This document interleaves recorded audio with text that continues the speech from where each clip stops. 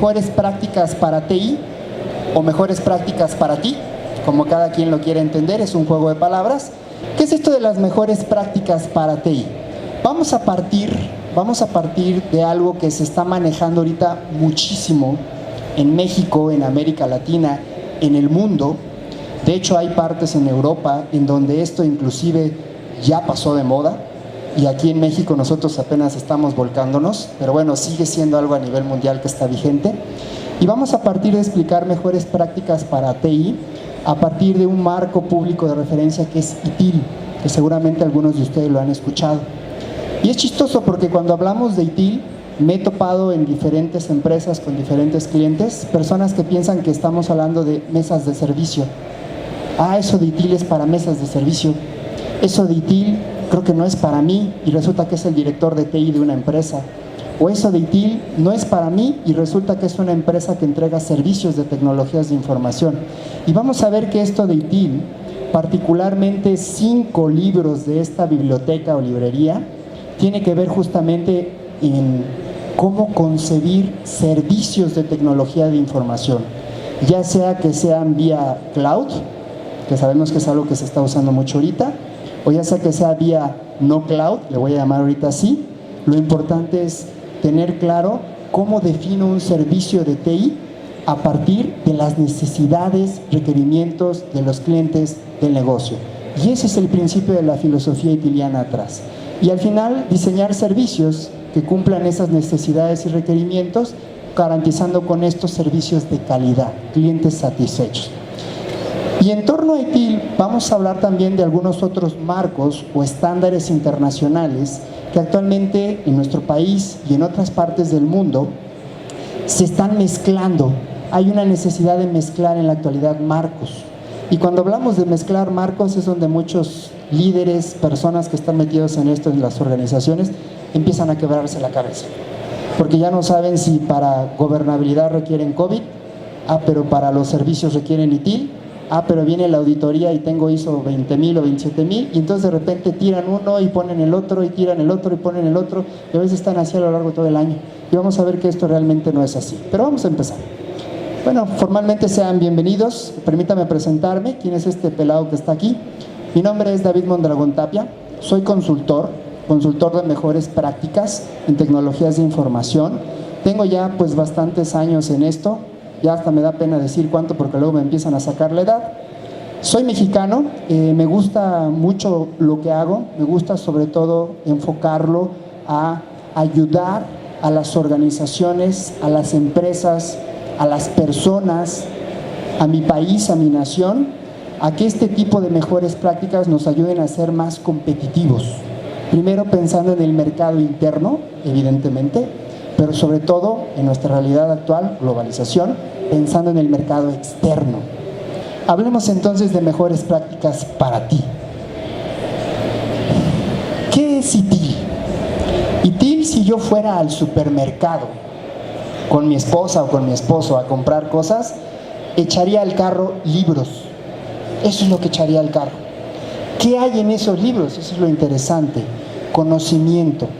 Conocimiento que cuando uno los lee se dan cuenta que es conocimiento que uno ya trae también, que cuando te llevas esto a tu organización descubres que tú ya tienes mejores prácticas en tu organización. ¿Y por qué digo esto?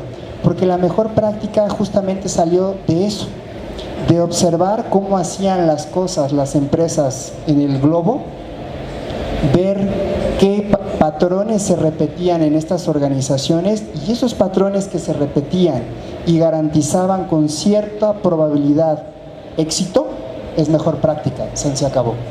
Y eso es lo que está documentado en los libros.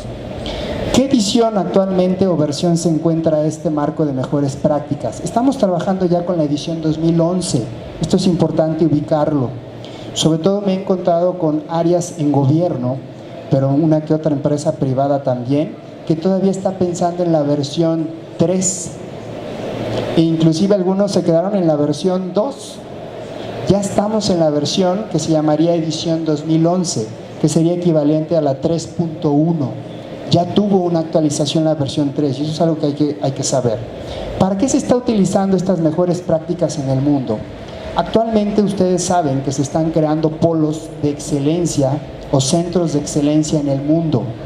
Sabemos que si queremos buscar a los mejores en temas de desarrollo de software, pues todavía pensamos en la India. Pero si queremos a los mejores en temas de telecomunicaciones, pues nos vamos a la parte de Asia, Estados Unidos, tal vez Europa. Si pensamos en call centers, pensamos en Centroamérica, Sudamérica, aunque ya estamos ahí recuperando lo que antes teníamos. Y todos estos centros o polos de excelencia que se están creando en el mundo es con base en mejores prácticas. Algunos de estos lo hacen con base en mejores prácticas de ITIL. ¿Y por qué? Porque vamos a ver que ITIL realmente se focaliza en entender el mercado, sus necesidades, el volumen de demanda que puede generar esas necesidades en la forma de servicios, el armado de una oferta de servicios, el diseño tecnológico adecuado a esa oferta, a esas necesidades, a ese mercado, y después lo que es la liberación de esos servicios, el soporte y la mejora de esos servicios. Y cuando yo estoy citando estos conceptos, estoy hablando de algo que se conoce como el ciclo de vida del servicio. Vamos a ver que esta biblioteca entonces, ITIL edición 2011, se compone de una parte que se conoce como ITIL Core, que es justamente en donde se encuentran 5 libros, tal vez los más importantes o relevantes, donde justamente se establece esto que se conoce como el ciclo de vida del servicio. Gráficamente, ¿cómo se ve esto? Tenemos en pantalla justamente esos 5 libros. Son los de pasta blanca, por cierto. Si alguien está pensando en comprarlos, ojo, todavía están vendiendo los de versión 3, pasta negra.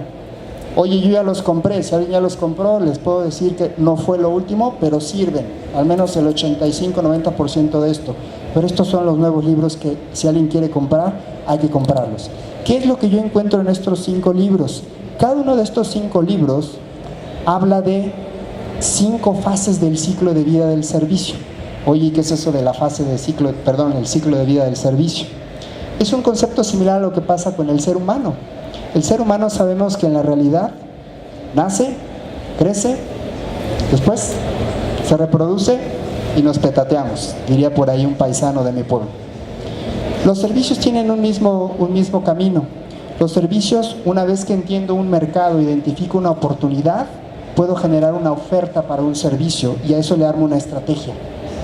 Una vez que defino esa estrategia y veo que sea financieramente viable y desde el punto de vista de demanda viable, entonces puedo pensar en hacer un diseño tecnológico del servicio. Paso al diseño.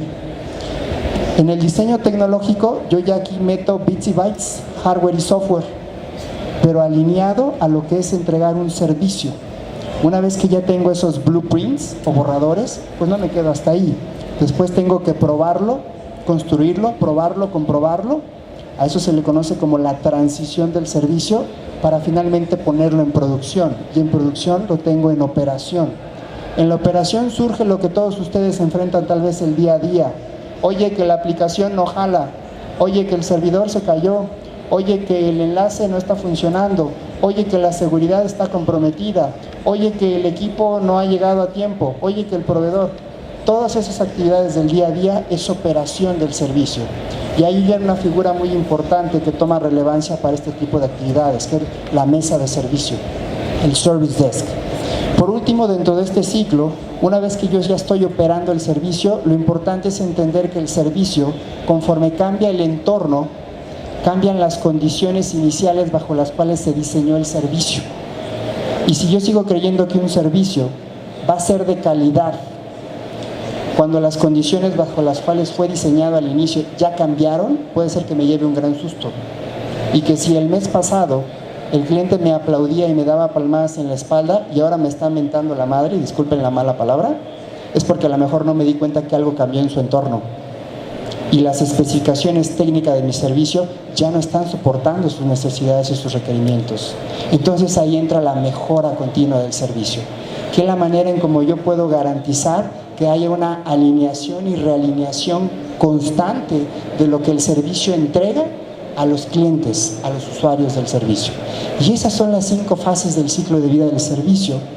Esos son los 5 libros que ustedes están viendo aquí, y eso es lo que se conoce como IT Service Management. Este es el corazón del ITSM, que seguramente lo han escuchado. IT Service Management. Si ustedes me han seguido hasta aquí, se van a dar cuenta que, oye, pues yo de todo eso he oído que si hablamos de riesgos, pues está la 31,000 o está la 27,005.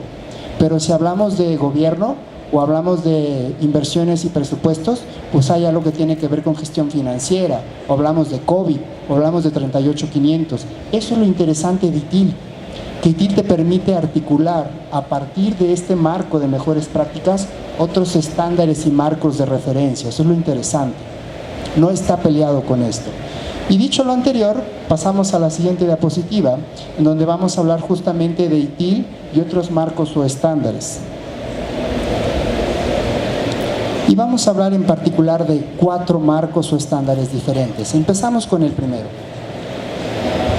COVID, versión 5. Una serie de objetivos de control para tecnologías, para información y tecnología relacionada. Versión 5. En la actualidad, COVID está siendo muy conocido y muy popular o popularizado, porque para aquellos, no sé, levanten la mano cuántos de ustedes los llegan a auditar. Levanten la mano cuántos son auditados en sus empresas.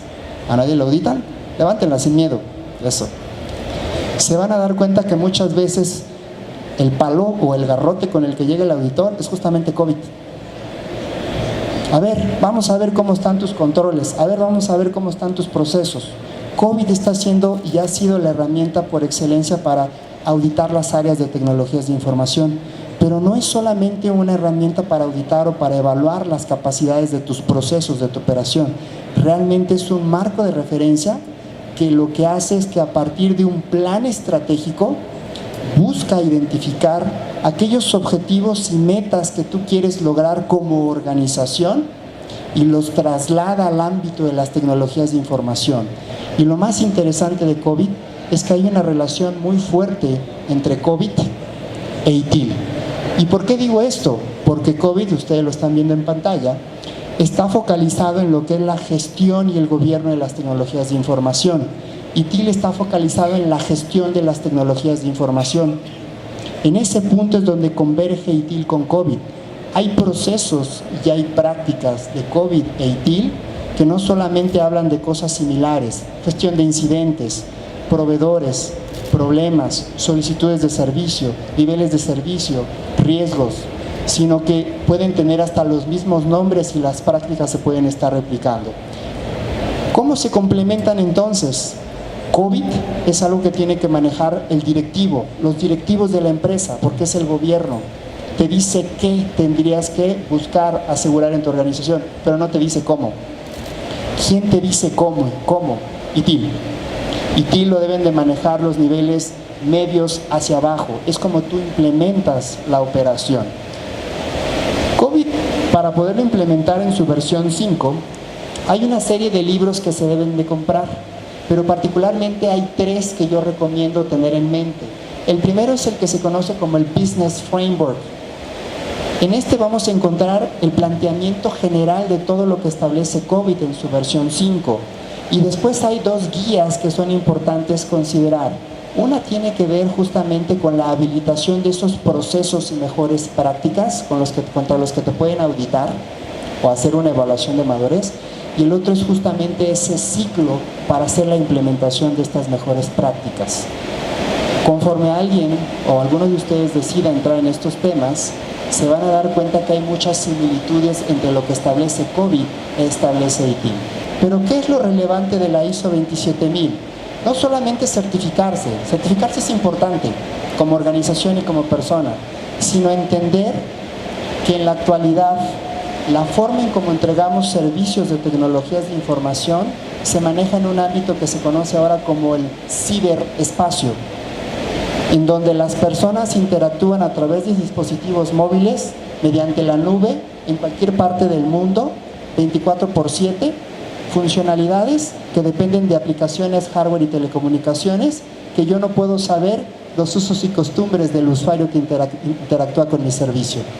Y si va a robar información, o si va a falsear, o si va a querer hacer algo. Y eso estamos hablando ya de un ciberespacio. Por eso es que ahora se habla de ciberseguridad, se habla de ciberresiliencia. Y aquí lo importante de esto es entender que lo que está buscando este estándar, la ISO 27000, es asegurar que tú como organización y que tus proveedores, si es que es tu caso donde tus servicios se entregan a través de un conjunto de proveedores, tengan un sistema de gestión de riesgos informáticos que te garanticen al menos que el riesgo está identificado, controlado y gestionado, para que cuando ese proveedor y mi organización en la suma de todos los proveedores entregue servicios al usuario o cliente final, vaya con un mínimo de riesgo, si es posible, o al menos con un riesgo que sé que tengo controlado. De la otra forma, entonces vienen los robos de información. Si no, pregúntenle al IFE, cuando nos enteramos que nuestra información andaba por allá en Tepito, ¿no? Esos tipos de temas cada vez pasan más. ¿Cuál es la relación que hay entre ITIL e ISO 27000? No lo dije. Uno de los procesos de los que habla ITIL justamente tiene que ver con el diseño de servicios que sean seguros. Lo que entendí es que ITIL convive con las otras metodologías y es importante tenerlas también dependiendo de lo que yo necesite, o ITIL ya las incluye. ITIL, lo voy a decir porque yo me he casado con ITIL, y lo voy a decir así, es una vieja a todo dar. Es muy completa la condenada, pero no tanto, no lo sabe todo. Entonces hay ciertas cosas con las que ITIL, mi vieja, mi esposa, para que no suene tan feo, se tiene que complementar. Y es donde hay otros marcos que ayudan a ITIL. ITIL abarca muchas cosas, pero no todo. Y de hecho a veces lo hace con toda intención. Por ejemplo, hablaba yo del tema de seguridad. ITIL te habla que en el diseño del servicio, derivado de un análisis de riesgos, tú tienes que identificar cuáles son los diferentes controles que tienes que establecer, ya sean preventivos, reductivos, detectivos, ¿sale? Para que ese servicio esté lo más seguro posible en función de la política de seguridad del negocio, de donde se desprende la política de seguridad de la información. Pero ITIL no entra a ese detalle de decir cuáles son esos controles, cuáles son esos objetivos, cómo establecer ese sistema de gestión de riesgos para gestionar la seguridad de la información. Eso lo hace la ISO 27000. Damas, caballeros, les agradezco muchísimo su asistencia, que sigan teniendo bonita estancia aquí en Centro Banamex, en Expo TICS y Seguridad. Seguimos por acá, yo que quedo unos minutos por si alguien se quiere acercar a platicar conmigo. Ya solo por último me permite entregarle un reconocimiento y agradecerle por participar en el workshop de Expo Tecnología 2016, por favor. Muchas gracias, un aplauso por favor.